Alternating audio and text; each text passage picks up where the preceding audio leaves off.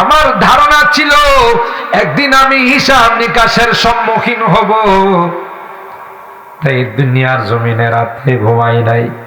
গলা নেয়া দক্ষিণ পাড়া হাজী নওয়াব আলী সাহেবের বাড়ি।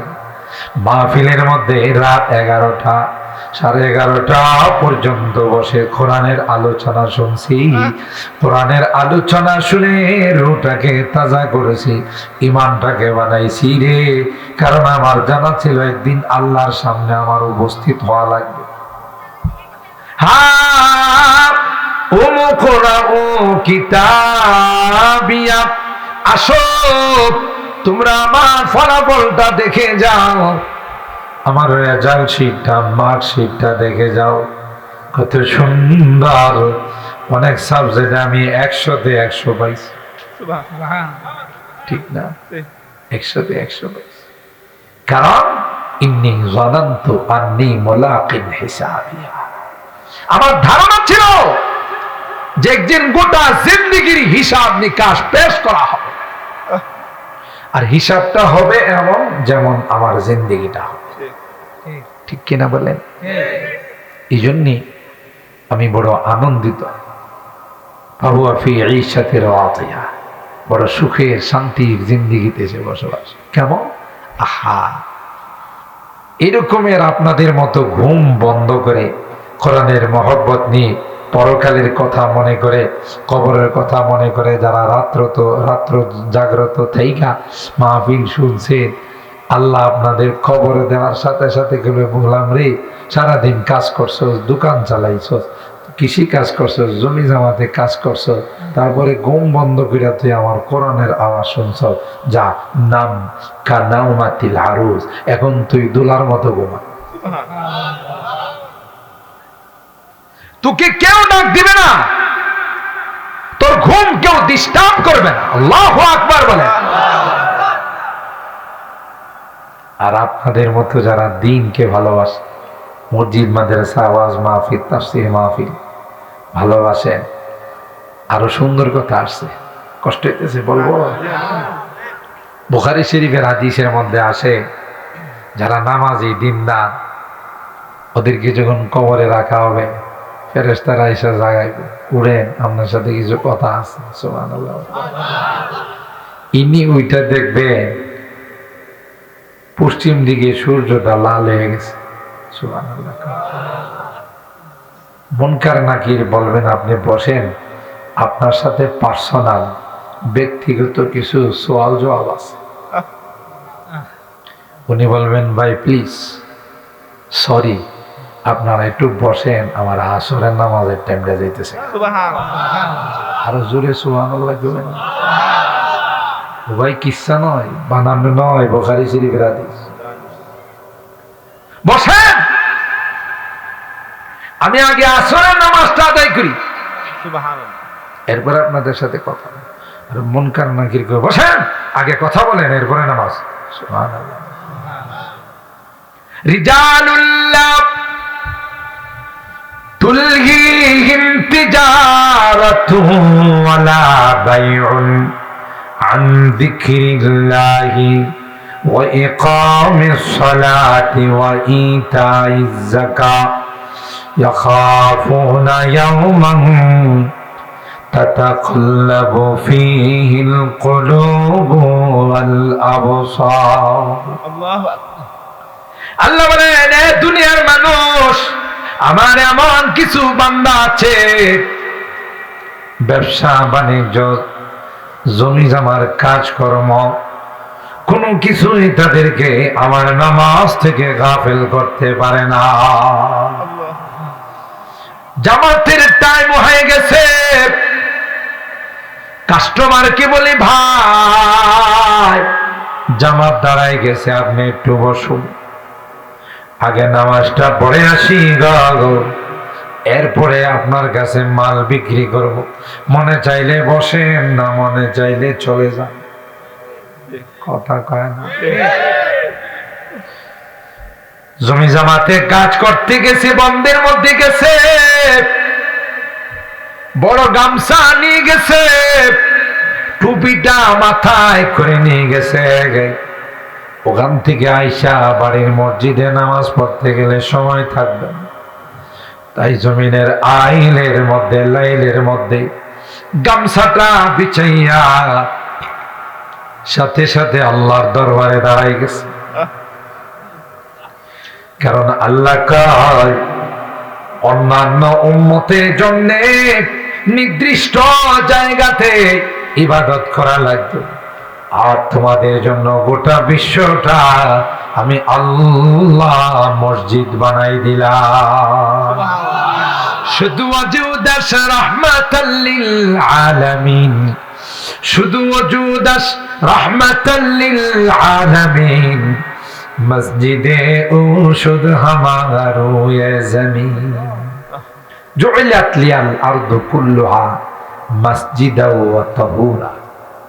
আল্লাহর নবী বলেন এই হাদিয়া, এই গিফট আল্লাহ তাআলা আমার উম্মতকে দান করছেন আর কাউকে দান করেন না। সুবহানাল্লাহ। রিজালুল্লাহ তুলহিহিম তিজারাতু ওয়ালা বাইউন আন যিকরিল্লাহি ওয়া ইকামিস সালাতি ওয়া ইতাইজ যাকাত ইয়াখাফুনা ইয়াওমান তাতাকাল্লাবু ফীহিল কুলুবু ওয়াল আবসার। আল্লাহ বলেন আমার এমন কিছু নেককার বান্দা বান্দি আছে, কবরে যাওয়ার পর এরা সূর্য দেখবে লাল হয়ে গেছে। সুবহানাল্লাহ। মুনকার নাকিরকে বলবে ভাই রে, আগে আমার আসরের নামাজটা পড়েনি, তারপরে তোমাদের সঙ্গে কথা বলবো। একটা পর্যায়ে যখন বারবার নামাজের কথা বলবে, মুনকার নাকির বলবে না রে না, নামাজ পড়ার জগতে তুমি নাই। নামাজ পড়ার জগতে নাই মানে তুমি তো এই বর্ডার ক্রস করে আরেকটা বর্ডারে আসছো, এটা হলো কবরের জগৎ। ওমি ওয়ারাই বারযাখুন ইলা ইয়াউমি ইউবআসুন।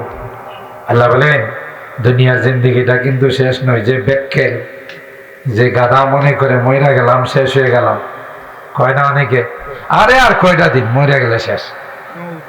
না না, মরে গেলে শেষ হয় না, মরে গেলে অনন্ত অসীম কালের জিন্দেগি শুরু হয়। ঠিক না? মৌতুকু সমঝা হে গাফিল ইখতিতামে জিন্দেগি দর হकीकत मौत है सुबह हयाते जिंदगी। না, মারা গেলে জিন্দেগি শেষ হয় না, আসল জিন্দেগির কি হয় বলেন বলেন কি হয়? কারণ খবরের জগৎ হলো 3 নম্বর জগৎ, সরি 4 নম্বর জগৎ। ওখান থেকে আরেকটা জগতে যাইতে হবে, তার নাম হলো ময়দানে মাহশার, হাসরের ময়দান। শুনছেন না? না, ওখানে শুরু থেকে শেষ পর্যন্ত সমস্ত আদম সন্তানকে কে জমা করবেন? আল্লাহ জমা করবেন। জমা করে জিন্দেগির হিসাব নিকাশ। যারা দুনিয়াটাকে আল্লাহর মতো করে সাজাইছে, আল্লাহ এদেরকে পুঙ্খানুর উপরে জিজ্ঞাসা করবেন। দু একটা কথা জিজ্ঞাসা করা লাগবে। যা আম্মা আমান উতিয়া কিতাবাহু বিয়ামিনি ফাসাউফা ইউহাসাবু হিসাবান ইয়াসীরা। সহজ, কারণ আল্লাহ যদি টুকা শুরু করে বাঁচার, ঠিক না? বাইজিদ বুস্তামির নাম শুনছেন না? অনেক বড় মাপের আল্লাহর ওলি ছিলেন। একটা সেকেন্ড ইবাদত ছাড়া কাটাই দেন। আপনাদের কষ্ট বেশি হইতেছে না? ইদানিং কয়েকদিন যাবত একটু শীতটা বেশি পড়তেছে। আমি যদি আপনাদেরকে নিয়ে 11:30টায় দোয়া করি, থাকবেন তো? এখন বাজতেছে মনে করেন 10:45, তো 10:45 বাজতেছে। ইনশাআল্লাহ কাটায় 11:30টায় দোয়া হবে। দোয়া করে যাবেন তো? হাত তোলেন, হাত তোলেন। লিল্লাহে তাকবীর, লিল্লাহে তাকবীর। হাত নামান, আল্লাহ হাত কবুল করেন, আমিন বলেন। আবার অনেকে মনে মনে ভাইবেন না যে বাপরে বাবা আরো 1.5 ঘন্টা। কোরআনের আকর্ষণে দেখবেন কোন দিক দিয়ে গেছে কইতেও পারবেন। সোহান কার আকর্ষণ! আর আজকের এই বসা যদি আল্লাহ কবুল করে নেন, এটাই তো নাজাতের ওসিলা হয়ে যায়। সোহান আল্লাহ। কার কোন বসা কোন আমল আল্লাহর কাছে কবুল হয়ে যায় এটা কেউ বলতে পারবে? হযরত বাইজিদ বুস্তামি রাহিমাহুল্লাহ ওনার জীবনীর মধ্যে আছে,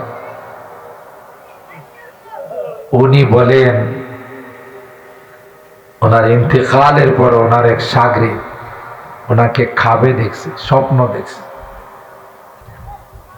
দেখি জিজ্ঞাসা করতেছেন, উস্তাদ জি আপনি কেমন আছেন? আছি আলহামদুলিল্লাহ, ভালো আছি। কই যে আল্লাহ দরবারে আল্লাহ আপনার সাথে কি আচরণ করছে? খুব হইল না, বিপদে পড়ে গেছিলাম। কেমন? কই আল্লাহর দরবারে উপস্থিত হওয়ার পর আল্লাহ আমারে জিজ্ঞাসা করতেছে, বাইজি তুমি তো জিন্দেগিটা কাটায় আসলা, আমার জন্য কি হাদিয়া নিয়ে আসছো? বাইজিদ বুস্তামি বলেন, আমার গোটা জিন্দেগির ইবাদতের দিকে তাকাইলাম, একটা ইবাদত আল্লাহর কাছে পেশ করার মতো নয়। নামাজের দিকে তাকাইলাম, না না এই নামাজ আল্লাহরে দেওয়া যাবে না। রোজার দিকে তাকাইলাম, এই রোজাও আল্লাহকে দেওয়া যাবে না, কারণ আল্লাহ যেমন মহান, সেই মহান মালিকের মতো আমার ইবাদত হয় নাই। সুবহানাল্লাহ। জিন্দেগীর কোন ইবাদত আল্লাহর সামনে পেশ করার মতো হয় না। তাই আমি টেনশনে পড়ে গেলাম। এই রে হায়, আল্লাহ চাইতেছে কি নিয়ে আসছে আল্লাহকে হাদিয়া দেওয়ার জন্য। একটা পর্যায়ে বাইজিদে কয়, আমার এই কতবা তাওহীদ আর ঈমানের দিকে তাকাইলাম, মনে করলাম আর যাই হোক জীবন তো কাহার সঙ্গে আল্লাহর সঙ্গে কাউকে শরীক করি নাই, জীবনে কোনোদিন ল্যাংটা সার মাজারে গিয়া সেজদা দেইনি, কথা কয় কোনোদিন বদমাশার মাজারে যায় নাই। বদমাশা বুঝেন তো, পিসাব মারা যাওয়ার পর টয়লেটে যে বদনাটা পিসাব ব্যবহার করতো, এটারও দাফন করে মাজার বানাইছে, এটার নাম হলো বদমাশার মাজার। এরকমের বাঙালি আছে না নাই? হায় হায়, এবারে অফিস আদালত খুললা ঘোরাফেরা করে, এর পিছনে দেখবেন 2-300 লোক। কিরে বাবা ওর পিছনে ঘুরুস কয় মেয়ে, কথা কম কম, কোনো ইশারা না পেলে অফিস আদালত খুললা বলাইছে, এ বলি ইশারা পাইছে। কথা তো ঠিক, ইশারা পাইছে আল্লাহ থেকে না শয়তান থেকে? কথা কয় স্বাভাবিক মানুষ কি অফিস আদালত খুললা বেড়া? এই যেহেতু অফিস আদালত খুললা বলাইছে, বোঝা গেল ইশারা পাইছে কার থেকে? শয়তান থেকে। কথা কয় মাথায় কি কোনোদিন সিজদা দেই নাই, পীরের পায়ে কোনোদিন সিজদা দেই নাই, সুতরাং আমার তাওহীদরা তো খালেস। সুবহানাল্লাহ। এই কথা মনে মনে ভাইবা বললাম, আল্লাহ কিছুই নিয়ে আসতে, তোমার দরবারের শান মতো আমার একটা ইবাদত হয়। আল্লাহু আকবার। বাইজিদ বুস্তামি যদি এই জবাব দেয়, আমরা বাপরে বাপ, আমরা তো 20 মিনিটে 30 রাকাত কমপ্লিট করি। যদি আপনাদের গলানের মানুষ আস্তে আস্তে করে, অন্যান্য জায়গার মধ্যে দেখা যাবে উল্কা এক্সপ্রেস। আগে কিন্তু একটা ট্রেন চলতো, এটার নাম ছিল কি? উল্কা এক্সপ্রেস। উল্কা এক্সপ্রেস এক টান দিলে ঢাকার থেকে বাম্বে যাইতো, কথা কয় না? তো আমরা আমাদের নামাজ উল্কা এক্সপ্রেস, বাপরে বিরতিহীন, ঠোকর ঠেকর ঠোকর ঠাকর, কথা বলেন ঠিক কি? সবে বরাত আসলে দেখা যায়, সবে কদর আসলে আমাদের ঢাকার যুবকরা এসে কয়, হুজুর 100 রাকাত সাইজ করে বলাইছি। ওরে বাপ, হুজুর আরো 200 রাকাত পড়ার নিয়ত আছে। বাবা কত রাকাত, প্রত্যেক রাকাতে কত মিনিট করে? মিনিট মানিট বুঝি না, চালাই যায় বিরতিহীন, কথা কয় না? এই জাতীয় নামাজ আমাদের জন্য দোয়া দিবে না বদদোয়া? নামাজ ধীরস্থিরে পড়তে হয়, যেই নামাজ সুন্দর করে পড়া হয়, এই নামাজ শেষ হলে আল্লাহর কাছে দোয়া করে, হাফিজাকাল্লাহ কামা হাফিজতানি, তুমি আমারে সুন্দর করে আদায় করছো, আল্লাহ তোমারও হেফাজত করো। আর যেই নামাজ নিয়ে খেলা হয়, ঠুকর ঠাকুর করে উঠে বসে, এই নামাজ বদদোয়া করে, দাইয়াকাল্লাহ কামা দাইয়াতানি, তুমি আমারে শেষ করে দিলা, বরবাদ করে দিলা, আতর লোলা বানাই দিলা, পঙ্গু বানাই দিলা, তোমার জন্য আল্লাহ পঙ্গু বানাই। আরো জোরে নাউজুবিল্লাহ। তাহলে আমরা আজকে কি সবক পাইলাম? নামাজ পড়বো ধীরে ধীরে, কথা কয় না। কারণ আল্লাহর দরবারে গিয়া তাড়াহুড়া করলে কিছু পাওয়া যাব। আপনি চেয়ারম্যান সাহেবের অফিসে গিয়া চুপচাপ বয়া থাকেন কোরআনের মধ্যে, চেয়ারম্যান সাহেব দেখে, উকিল ভাই আপনি কি লেগে আছেন? ঠিক আছে, আপনি তো ব্যস্ত হইলে কইতেছেন। ওরে বাবা, চেয়ারম্যান সাহেব ব্যস্ত, তার উদ্দেশ্যটা নিয়ে আমার হাসিল না হয়, এই জন্য কইতে আপনি একটু ফিরি হন, আমি ধীরস্থিরে আপনারা বলবো। চেয়ারম্যান সাহেব থেকে কি আমার আল্লাহর পাওয়ার একটু কম? কথা কয়। আল্লাহর দরবারে গিয়ে আমি তাড়াহুড়া করবো, এটাকে আল্লাহ পছন্দ করে? তো আমাদের নামাজ আর বাইজিদ বুস্তামির নামাজ কি এক? তাদের ইবাদত কি এক? অনেক ব্যবধান।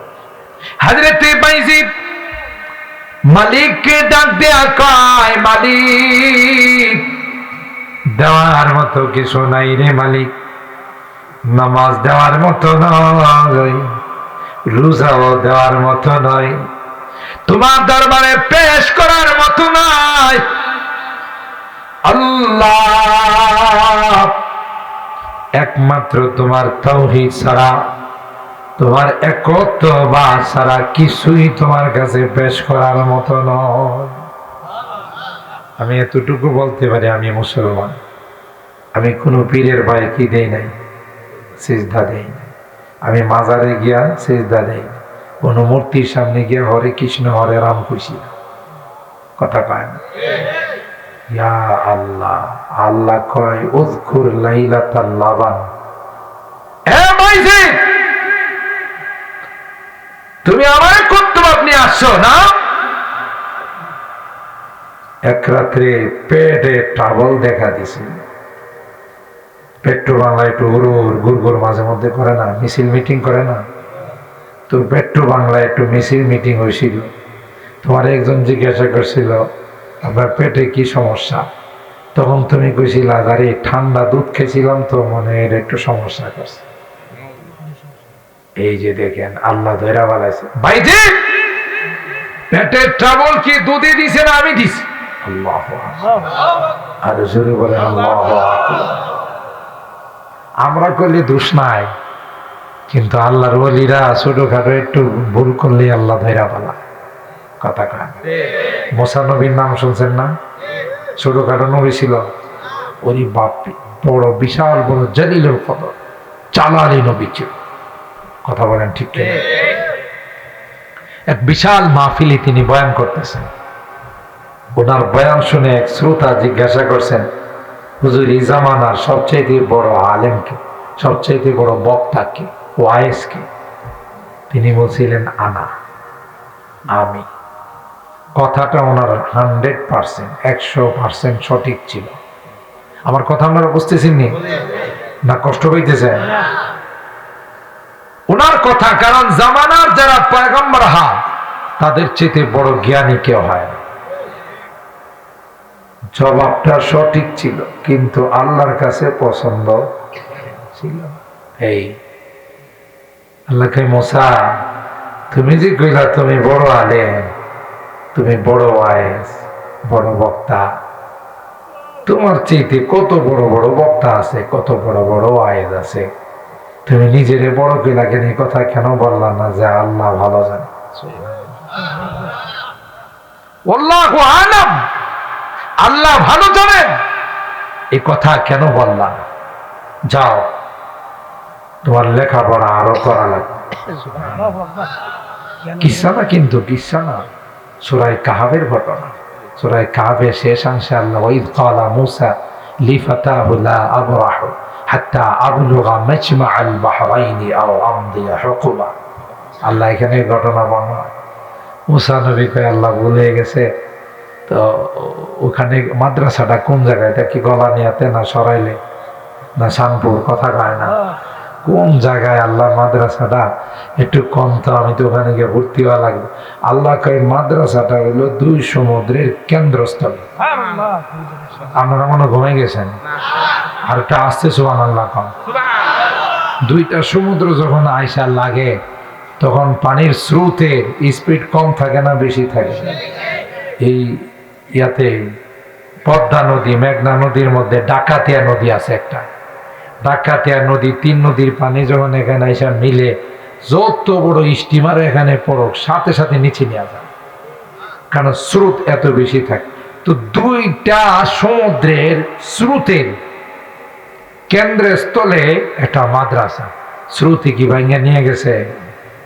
কথা পায় না। আমার মাদ্রাসার প্রিন্সিপাল এই স্রোতের মাঝখানে চাদর গায়ে দিয়ে শুয়ে রয়েছে। আপনারা মনে ঘুমাইতেছেন? একটু জোরে কন। এটি কিন্তু বইয়ের কথা নয়, কোরআনের কথা।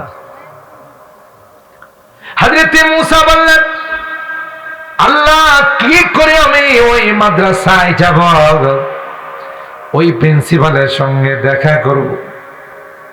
আল্লাহ কয় মাস একটা বোনা করো। বোনা করে কই মাছটাকে টানাইয়া তোমার ব্যাগের মধ্যে রেখে দিই। যেখানে গিয়ে কয় মাছটা জিন্দা হয়ে চলে যাবে, তার পথ অনুসরণ করে লাস্টে গিয়ে দেখবা ওখানে প্রিন্সিপাল শুয়ে রয়েছে।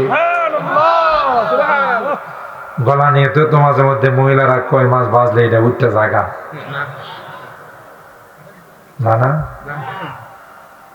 বেজেলে সেটা যাবো কেমনি, তাই না? কিন্তু আল্লাহ যদি করার থেকে সরাই দিয়ে কেউ খুঁজে পাইব? আল্লাহ যদি গলা নিয়ে যত কয় মাছ মহিলারা বাজছে, নদী থেকে ধরে নিয়েছে, ক্ষেতের থেকে ধরে নিয়েছে, এখন যদি আল্লাহ কয় মাছ সব রেখে ওইটা দৌড় দেয়, থাকবো? কার গোলাম? কথা পায় না, আল্লাহর গোলাম। আল্লাহ হুকুম দিলে সাথে সাথে জিন্দা হয়ে চলে যাবে, কথা পায় না। তো হযরত মুসা নবীরে আল্লাহ কয় মাছটা যেখানে জিন্দা হইয়া সমুদ্রে চলে যাব, আমি এই রাস্তাটাকে মানে খোলা রাখবো, সুরুম পথ বানাই দিব। সুবহানাল্লাহ। আপনি এই সুরুম পথ ধইরা যেখানে গিয়া দেন সুরুম পথ শেষ, ওখানে গিয়ে দেখবেন ওই যে মাদ্রাসার মোতামিম সাহেব, প্রিন্সিপাল সাহেব শুয়ে রয়েছে। সুবহানাল্লাহ। وَإِذْ قَالَ مُوسَى لِفَتَاهُ لَا أَبْرَحُ حَتَّى أَبْلُغَ مَجْمَعَ الْبَحْرَيْنِ أَوْ أَمْضِيَ حُقُبًا। চলো ওখানে যাও, অনেক লম্বা কাহিনী, আমি সেদিকে যাব না। আমার উদ্দেশ্য যেটা সেটা বলতেছি। সফর করতে করতে নদীর পাড়ে দিয়া, সমুদ্রের পাড়ে দিয়া এক জায়গায় শুইছে পরে এই ফাঁকে দেখ কই মাছ উঠতে দিছে দৌড়। কই মাছ ওইটা কি দিছে? বাস যেই দিক দিয়া দৌড় দিয়া সমুদ্রের মাঝখান দিয়া গেছে। আল্লাহ এটারে সুরুম পথের মতো, ওই যে বঙ্গবন্ধুর টানেল কর্ণফুলী নদীতে বানাইছে, যেটা বানায় এটাই তো নামে আছে, কথা কয় না। রাজনীতি এত বড় খারাপ, একদল কইরা যা আরেক দল আসা হাতুরা বাড়ি উলিয়া শুধু কি লাগায়, বেড়ায় লাগায় আর নাম পাল্টায়, কথা কয় না। তো টানেল বানাইছে, এই টানেল এটা একটা সুরুম পথের সারাবার একটা দৃষ্টান্ত।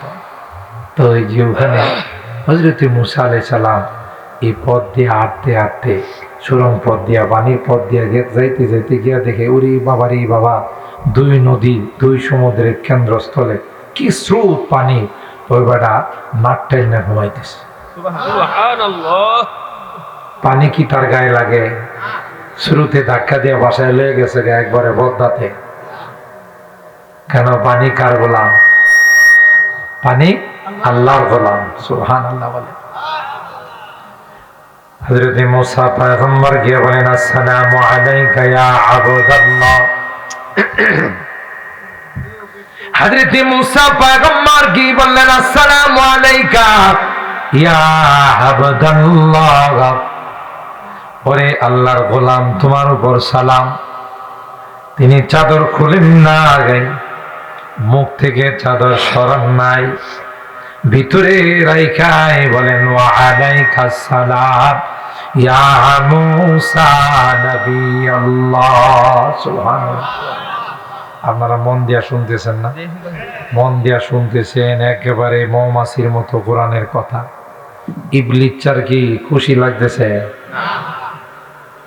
ইবলিচ্ছা কই যে আল্লাহ, মানুষগুলো দিয়ে মৌমাছির মতো বয়ে রয়েছে, আর যে লক্ষণ ফজর পর্যন্ত যাইব না, নাম নেনারে ঠেললে লাভই মনে, এই জন্য হ্যাঁ এসব মেশিনে বইছে, মেশিনের ওপর লাড়া ছাড়া দিব। এই শয়তান তোরে কেনা কইছে এটা দরবার লাগে, এখন শয়তান আসা এদিক দিয়ে লাগা দিয়ে রে, ক্যাট করলে একটু হলেও তো ডিস্টার্ব হবে, কথা কয় না।